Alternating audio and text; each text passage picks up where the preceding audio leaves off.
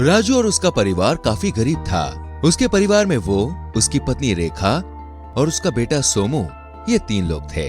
छोटी सी झोपड़ी में तीनों रहते और साधारण सी जिंदगी जीते।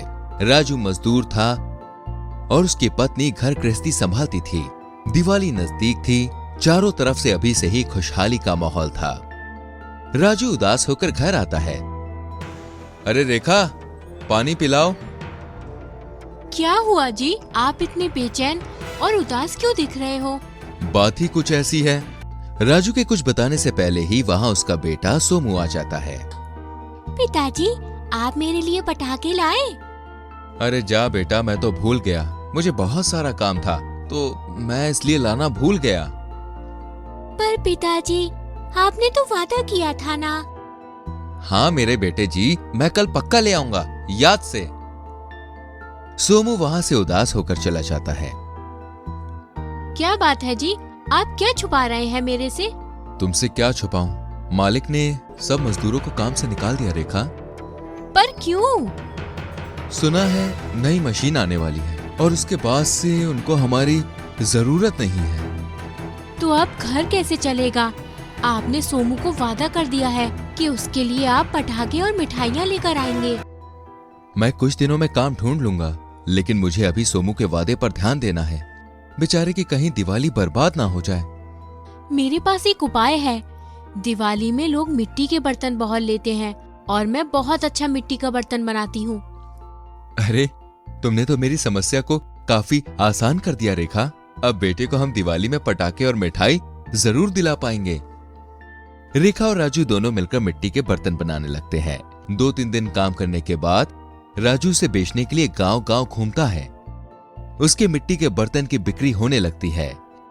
वो रोज अपने बच्चों के लिए कुछ न कुछ लेकर जाता है।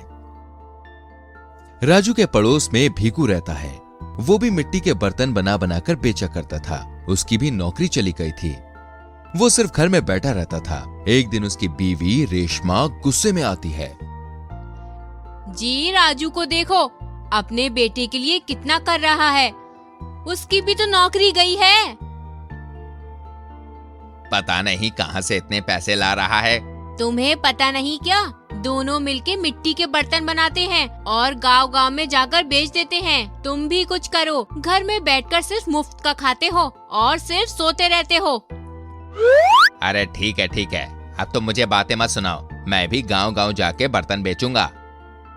अगले दिन जब राजू बर्तन बेचने के लिए शहर की ओर निकल रहा होता है तो वो जो देखता है वो देखकर उसके होश उड़ जाते हैं। भीकू भी मिट्टी के बर्तन बेचने के लिए आया है। वो वहीं आ जाता है जहां राजू अपनी दुकान लगाता था। भीकू उसके बगल में अपना डेरा डाल देता है, जिससे दोनों की बिक्री कम हो जाती है। अरे भाई, तुमने यही काम क्यों चुना? तुमने हम दोनों की कमाई पर रोक लगा दी है। अरे मुझे भी तो पैसे कमाने थे अपने बेटे के लिए। मुझे भी कुछ ले जाना है और अपनी बीवी के लिए भी। तुम कहीं और चले जाओ, अब से ये जगह मेरी है। अरे भाई, मैं यहाँ बहुत पहले से बेचता आ रहा हूँ, तुम तो अभी अभी आए हो। पर अब मैं यहाँ बेचूंगा। राजू गुस्सा हो जाता है। अरे ये तो गुंडागर्दी है। तुम जैसे लोगों को तो मार मार के भगाना चाहिए। इतने में बहुत सारे लोग बर्तन खरीदने के लिए आते हैं। अरे बहन जी, आइए आइए, एकदम नए और मजबूत बर्तन है। ऐसे बर्तन आपको कोई नहीं दे सकता। अरे इधर आइए, मैं यहाँ पर उससे भी अच्छे बर्तन दूंगा। लेकिन सब लोगों को राजू के ही बर्तन पसंद आते हैं और सब उससे ही खरीदते हैं। ये देखकर भीकू उदास होता है और अंदर ही अंदर जलने लगता है। फिर शाम हो जाती है। दोनों अपने अपने घर के लिए निकल जाते हैं। भीकू के मन में बहुत सारी बातें चल रही थी कि वो खाली हाथ घर कैसे जाए। उसकी बीवी घर में इंतजार कर रही होगी। अगले दिन दिवाली थी। राजू ने अपने परिवार के लिए पटाखे और मिठाइयां ली थी और इन सब के बाद भी उसके हाथ में अभी बहुत पैसे बचे थे। ये सब सोच सोचकर भीकू परेशान हो जाता है और चिढ़ के मारे वो रास्ते में राजू को जान से मार देता है और उसके पैसे ले लेता है और उसे वहीं छोड़कर चला जाता है। वो अपने घर पहुंचता है और अपने बीवी बच्चों को पटाखे और मिठाई देता है। दोनों बहुत खुश हो जाते हैं। इधर घर में राजू की बीवी इंतजार कर रही होती है। बहुत रात हो चुकी होती है तो वो कहीं नहीं जाती और सुबह होने का इंतजार करती है। सुबह होते ही भीकू फिर से शहर के लिए निकल रहा होता है। तभी भैया, आप राजू के साथ गए थे ना कल? देखिए ना, अभी तक वो वापस ही नहीं आए। मैं तो भाभी जी शाम होते ही निकल चुका था। भैया, आप शहर जाएंगे तो उनके बारे में जरूर पता कीजिएगा। रेखा उदास होकर अपने घर चली जाती है। इधर भीकू खुश होकर शहर पहुंचता है और जाते ही उसकी बिक्री होने लगती है। 3-4 घंटे में सब बर्तन बिक जाते हैं। भीकू बहुत सारे पैसे कमा के घर के लिए निकलता है। भीकू बस से उतरता है और घर की ओर बढ़ता है। उस वक्त वहां पे काफी अंधेरा होता है। डर के मारे उसकी हालत खराब रहती है। तभी उसे सामने से कोई आते हुए दिखाई देता है। कौन है वहां? कौन है? तभी राजू की आत्मा सामने आती है। मैं हूं भीकू। तुझे क्या लगा तुम मुझे मार दोगे और बच जाओगे? तुम्हारी वजह से मेरा परिवार आज एकदम उदास बैठा होगा। अरे मैंने अपने बेटे को वादा किया था कि मैं उसके लिए पटाखे और मिठाइयां ले जाऊंगा, लेकिन तूने मुझे मारकर मेरा वादा मुझे पूरा करने नहीं दिया। माफ कर दो भाई, मैं लालच में आ गया था। मैंने कुछ कमाई नहीं की थी। मेरी बीवी मेरा इंतजार कर रही थी। मैं क्या करता? अब तुम्हें और तुम्हारे परिवार को भी मारकर मैं अपना बदला लूंगा।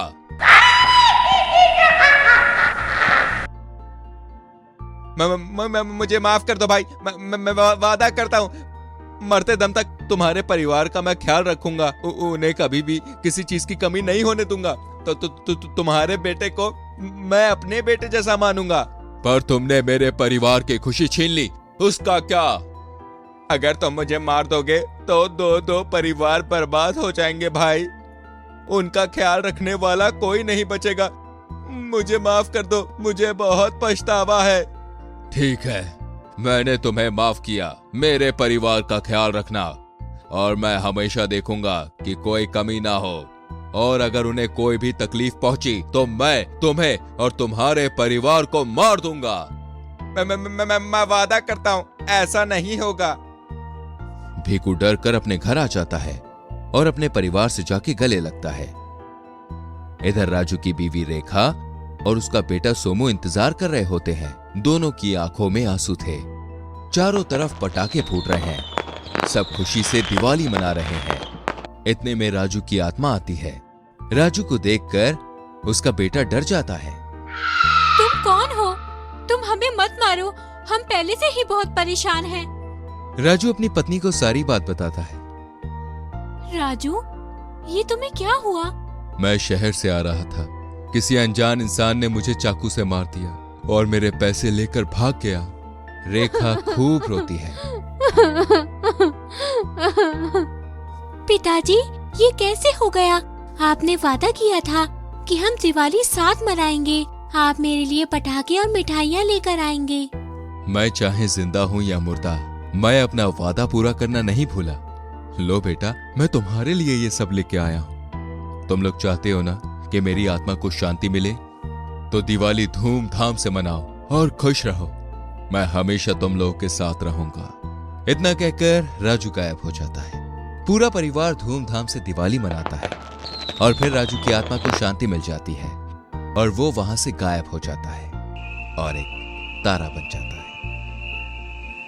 इस तरह की और भी मजेदार कहानी देखने के लिए डियर कार्टून टीवी चैनल को सब्सक्राइब और लाइक जरूर करें।